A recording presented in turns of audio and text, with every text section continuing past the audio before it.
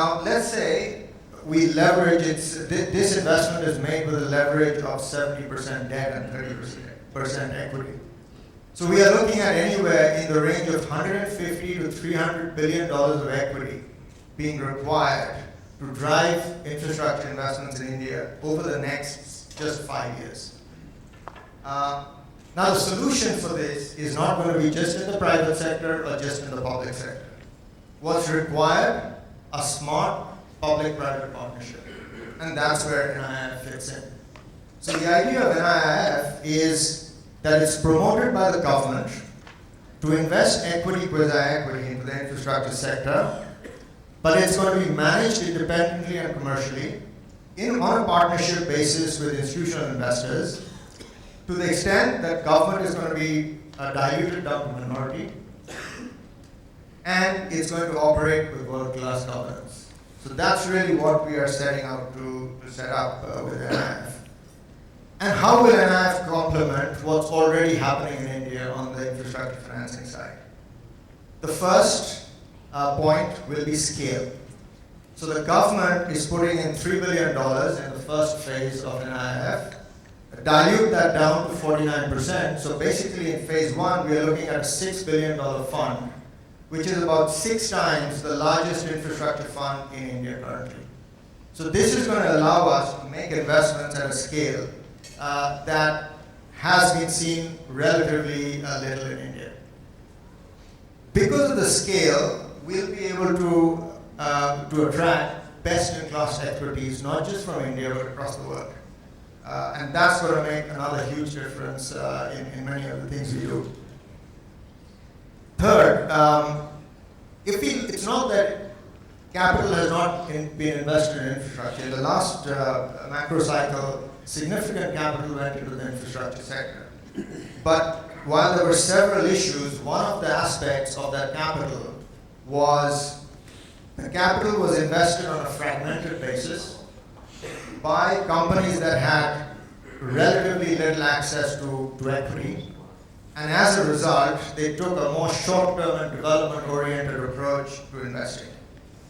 What we are hoping, or what we expect to do, is complement the short-term development capital that's already available in India with long-term capital that is actually looking to a more yield-based return over a long period of time.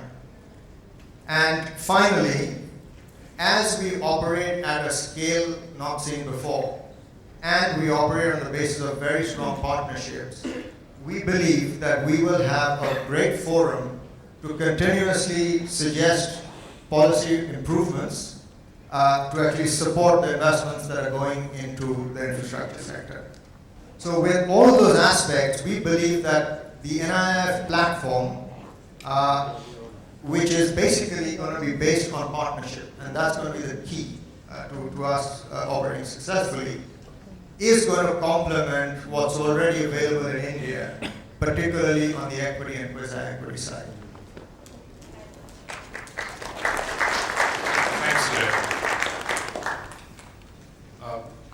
I'm shortly going to ask Peter to sum up the discussion. Before we do that, let me just say thank you to ICBC for organizing a great event and a great set of panels. I think our discussions have been very helpful. As Nadira mentioned, one of our takeaways from the discussion will be to put together a white paper, including some of the thoughts that have come up, and that will be available to circulate subsequently. With that said, and we are also mindful that we are the last thing that comes between ourselves and the next event. So I will ask Peter to sum up and then turn over for a short session of questions. You told me about 20 minutes, right? Thank you, fellow panelists. We've heard I think, perspective from the government, with respect to putting the building blocks in place from a policy standpoint. We heard, building on last panel discussion, more about the opportunity that exists. And we also heard about the role that Canadian institutions, be it government, be it the banking sector, or be it institutional investors, the role that we all have to play. Certainly speaking on behalf of my bank, but I think also as a Canadian, we're very, very excited about the opportunity, about the relationship that exists between Canada and India, and again, the opportunity for us to participate in what's going to be a very exciting stage of the development of the economy. However, it's not all good news. There is still a lot of work that has to be done. A lot of work with respect to opening the economy to international investment, and a lot of work with respect to preparing and strengthening the banking sector and local capital markets in order to really facilitate this investment that has to occur, and also to make sure that the investment in partnership with the government is not just started, but it actually reaches a conclusion, and you build momentum, and that capital has been invested can actually be leveraged to further the growth of the economy. But you know, it's. I think personally, I've been coming here for much more than a decade. I've seen a lot of development, but it hasn't been as exciting as I certainly see it as it is now. So look, thank you everybody. We do have some time for questions. Yes, you can take it up. Okay, good. Yeah, go for it. Go for it. Free for the price of one. Sorry, this is to a good piece for you, sir. Like you mentioned that we know it, India has an FDI which is 95% automatic. We have an ECB almost automatic. We have a reserve of $375 billion here or there. Now I'm asking you, how much you compare India, the options you give to deal with the market, how much options you give to raise money, the way we have been talking about the money that infrastructure sector requires in India. Do you think you need to come out some out-of-the-box thinking to give a radical change in raising money easily is concerned? We know about masala bonds, we know about hearing what crowdfunding is concerned. Aren't we thinking some really opening up in a deeper way and a faster way to giving an opportunity to the businesses to raise money? And is how you compare India globally now in terms of such opportunities of raising funds is concerned? Where do you rank India? Is it as mature economy like any developed economy? Or we are still very conservative in terms of options to raise money? I think we need to realize, as I mentioned also, is the fact that we are not fully capital convertible. And I think that automatically raises certain restrictions. When we will be fully capital convertible, I really cannot predict. But I think the path that we are following is obviously towards more liberalization. Whether we should already be fully capital convertible or not, that's not a question I think I can answer. But because of that, there are certain constraints. But what we are trying is, within those constraints, what can be done to ensure that there is further liberalization. I can only say on capital controls, the IMF, which for the past 2 decades or more had always been espousing the cause of full capital convertibility, over the last couple of years has also mentioned the fact that there are a lot of caveats with respect to full capital convertible for an economy which is not yet fully mature. So I think we are at a stage where we are still an emerging economy. We cannot say that we are a mature or a developed economy. We still have requirements of investments that we require in rural areas where there is poverty. So I think while at the same time we need to recognize that there are certain requirements that we need to fulfill, but at the same time we also have the aspiration, if I can say, of the people to ensure that they have access to the best not only infrastructure but other amenities. So I suppose it's the juxtaposing the requirements that exist. We would perhaps not be fully capital convertible in the immediate few years, but I think that's the path that we have chosen.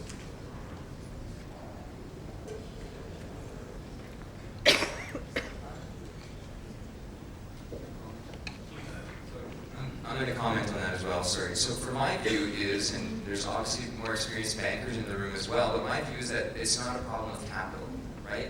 I don't think that Larsen & Toubro or the other infrastructure companies are sitting there thinking, I'm not going to get financing for my project. They will, absolutely.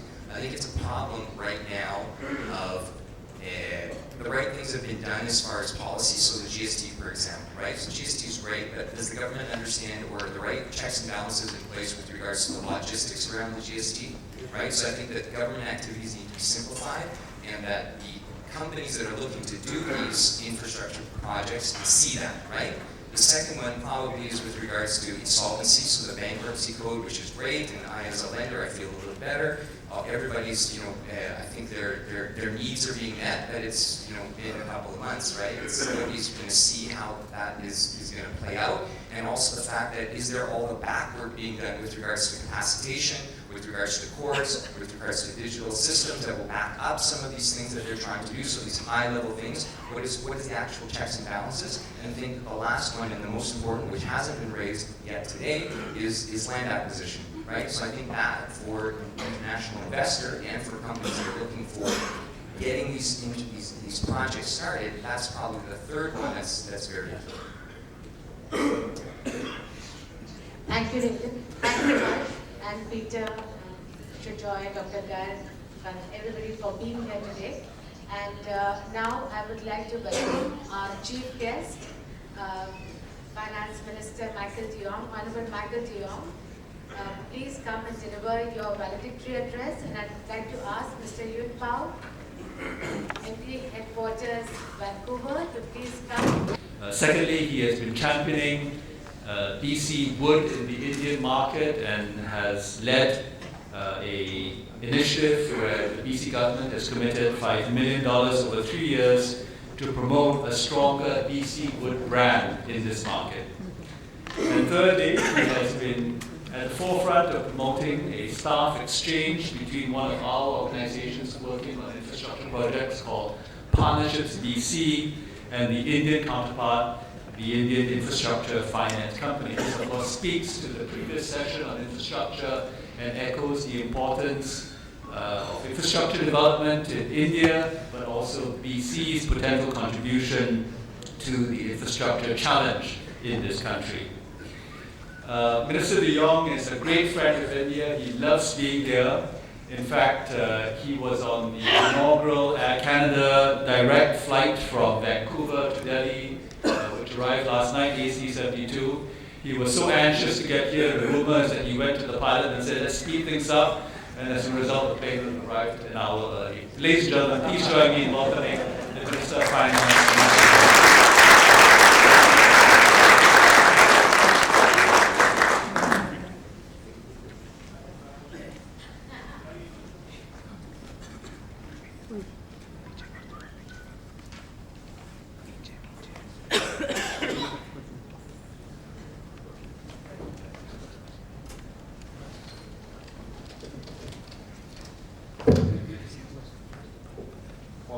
Thank you for those kind words and the kind introduction, ladies and gentlemen.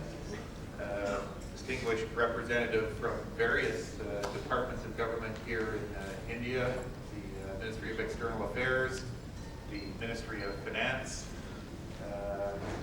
council members from this agency, the Indo-Canadian Business Chamber, which over the years has done so much to promote the bilateral relationship.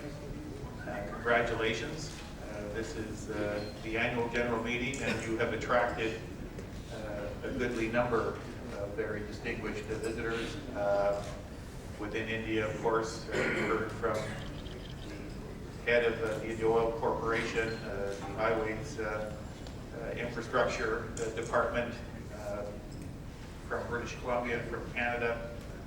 We have a representative from Terry from the Port Authority, a predecessor of mine in the government, and as Finance Minister, Colin Hanson is here. Colin, Advantage BC.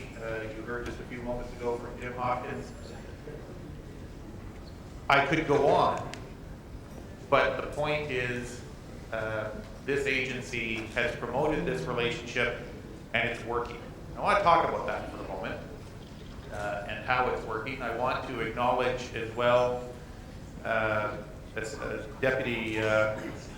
Deputy High Commissioner Jess is here, Brian and his team, coupled with folks who work for and with us in our provincial trade representatives' offices. The deputy is here, Clark Roberts, and Ruma, Madur, others. This is our team.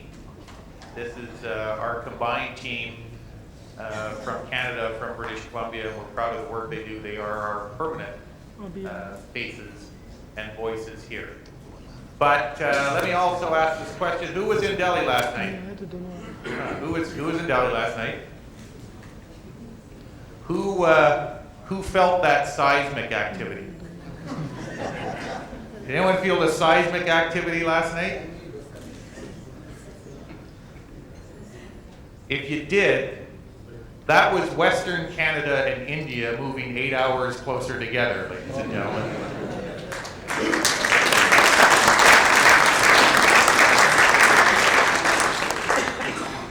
The team, Kevin and his team from Air Canada are here. Most of you in this room spend a lot of time flying, a lot of time in the air. You move around the world, and we've become a bit mundane about that whole exercise. But I can tell you, when people got on board the aircraft in Vancouver, and when we touched down 13, not even 14 hours, but 13 hours later at Indira Gandhi, the plane erupted in applause, which you don't hear very much anymore, to be quite honest. Even Catherine Sass from the BC India network was applauding. She wasn't on her feet because she had her seatbelt on. That's the rule. Good to see you, Catherine. And then, of course, the airport authority at Delhi gave us the welcome. They had the fire trucks out with the hoses going. Have to say, different reaction to that on the plane from different people. Many people saw it as a welcome blessing. The guy next to me on the aircraft thought that when they found out that there was a politician on board, they just wanted to hose it down to preserve an element of purity. Upon its arrival, I'll let each passenger decide for themselves. But it was tremendous, and it's a huge step forward, and it is a culmination of a lot of work, and it is going to help facilitate this relationship that all of us in this room attach such great importance to. Now, important, but why? Important in my view, and in the view of my colleagues, important in the view of Canada, because we're dealing with two winners here. If it's possible to speak of countries in that sense. I mean, look at India. Leaders in growth in the world. Leading economic growth in the world, told in 10 years to be the biggest population of any country in the world. A concerted effort to create a manufacturing base that will service not only India but the world.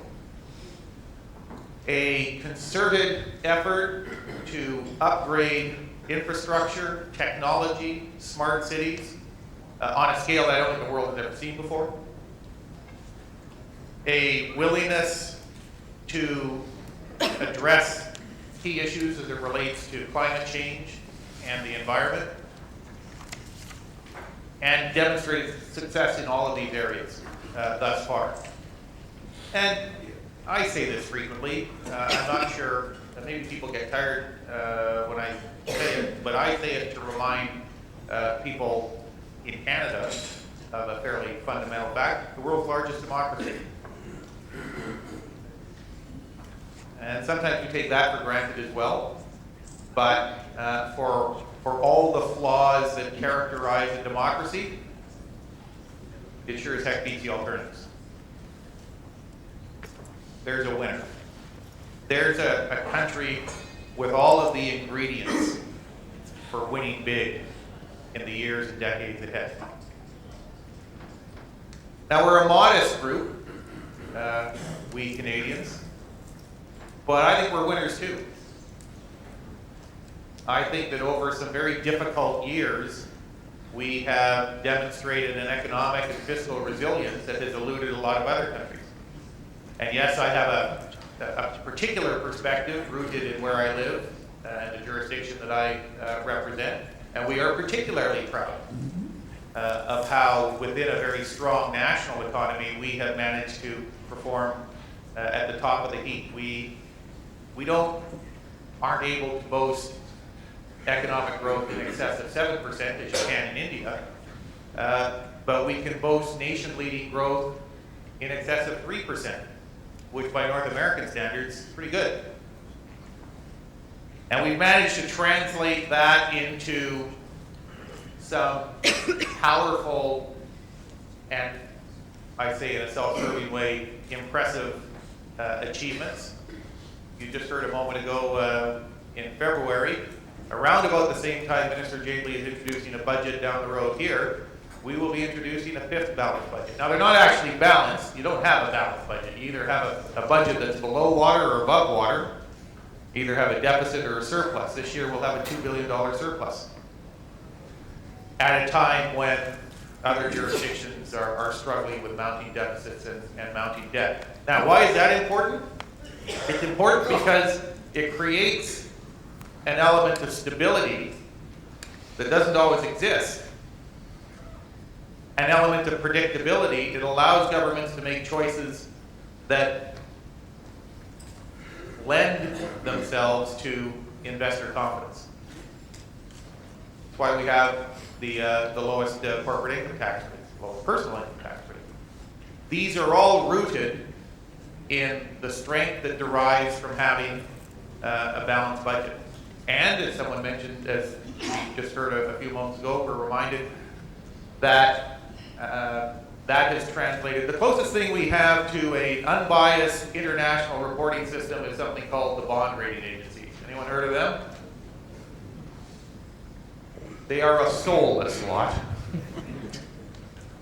They are unforgiving, but they are the standard by which jurisdictions and businesses are measured, and we have the highest ratings that you can get. Two jurisdictions that I would characterize as winners. And what we are beginning to do in a way that is very meaningful and beginning to have an impact on the ground is we are beginning to marshal those winning formulas together. AAA credit rating. Well, how did that reveal itself in a tangible way in terms of the bilateral relationship? Well, when Jim Hopkins came to me and said, Minister, I've been watching the rupee markets. I have been studying, and although we are very cautious, what do you think? I said, well, Jim, I believe there is an opportunity there. I believe that as a jurisdiction, as a provincial jurisdiction within Canada, we should take the strength of our AAA credit rating and see if we can put it to work within a new marketplace. And the idea of issuing a Masella bond was born. And whenever you're doing something for the first time that has never been done before, there's work involved. And I do want to say to all of the people within government, our Madure and his team, Jim and his team, and within the Ministry of Finance here in India. It happened because people kept their eye on the ball, and we were able to make a little bit of history back at the end of August, beginning of September last month. And it was noticed. It was noticed on a variety of fronts. It was noticed in the London Stock Exchange, where we issued, and where the stock exchange set a fundamentally new channel for investment into India has been created on the strength of this Masala bond. And there are agencies within India, companies within India, who understand the power that this instrument can have. We took the proceeds of our bond and made an investment in the Housing Development Finance Corporation, HDF. And because they in turn issued a Masala bond. And I think they were the first a few weeks prior to that.